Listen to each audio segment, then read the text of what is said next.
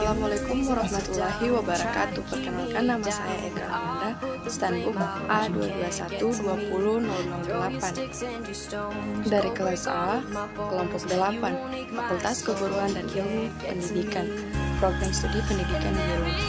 Di video ini saya ingin menjelaskan tentang bandul sederhana.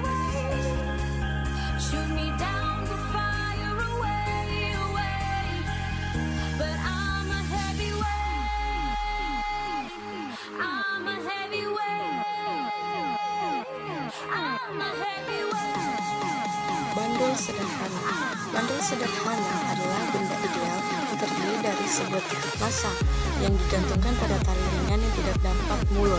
Jika bandul ditarik ke samping dari posisi seimbangnya dan dilepaskan, maka bandul akan berayun dalam bidang vertikal karena pengaruh gravitasi.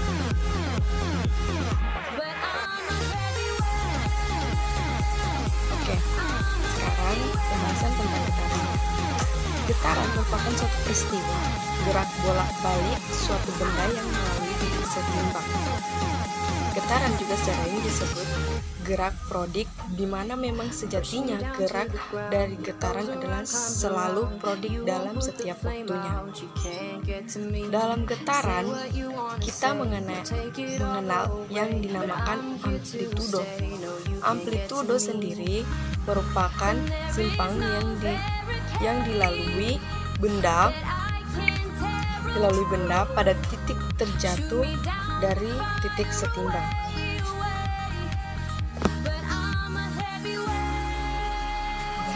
Kuat lemah bergerak. Gerak periodik dipengaruhi oleh energi yang diberikan. Semakin besar energi yang diberikan, maka semakin kuat getaran yang terjadi. Kuatnya getaran tersebut juga mengakibatkan besarnya amplitudo getaran tersebut. Satu kali benda mengalami getaran adalah satu kali gerak bolak-balik penuh dari benda tersebut. Banyak ilustrasi untuk menggambarkan pergerakan getaran suatu benda. Mari kita lihat ilustrasinya.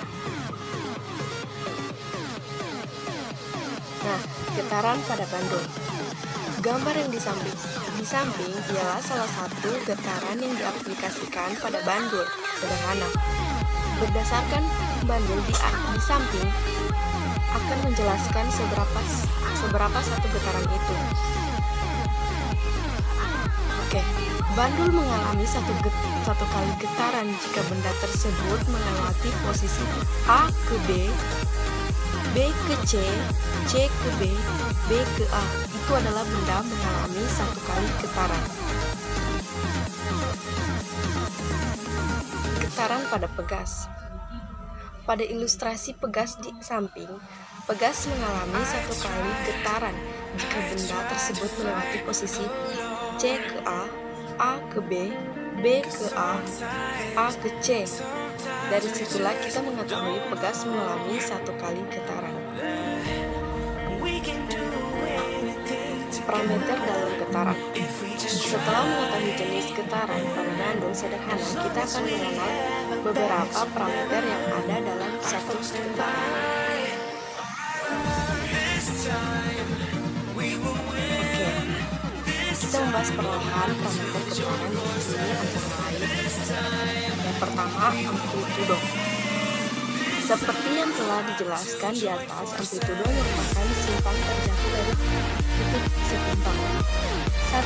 Pada bandul, titik kesetimbangan berada pada titik B dan amplitudonya adalah dari A ke B atau B ke C. Yang kedua, pada pegas, titik setimbang berada pada A dan amplitudonya dari A ke B atau A ke C. Nah, yang kedua yaitu frekuensi. Frekuensi adalah banyaknya getaran dalam satu detik. Satuan dari frekuensi adalah Hertz atau Hz. Yang ketiga, periodi. Periodi secara pengertiannya adalah waktu yang dibutuhkan suatu benda untuk mengalami satu kali getaran. Secara mudah, frekuensi dari periodi adalah saling berkebalikan. Nah, rumus getaran. Kita telah mempelajari banyak variabel dalam getaran. Untuk menyelesaikannya kita perlu memahami rumus-rumus yang digunakan. Ini adalah rumus yang ada dalam getaran.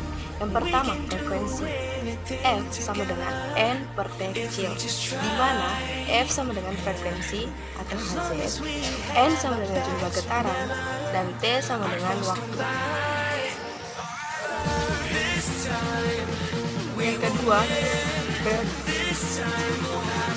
T besar sama dengan T kecil per N, di mana T besar sama dengan dari atau S, T kecil sama dengan waktu atau S.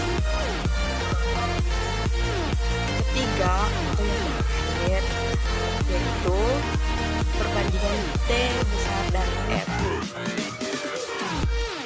Nah, T besar sama dengan 1 per F dan F sama dengan 1 per T besar. Setelah kita mengerti pengertian dari rumus yang digunakan dalam getaran, mari kita belajar menyelesaikan masalahnya dengan T besar dan F. T sama dengan 1 per F dan F sama dengan 1 per T.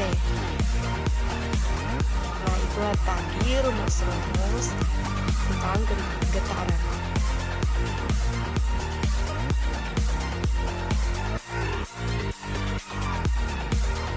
Itulah tadi penjelasan saya tentang benda sederhana.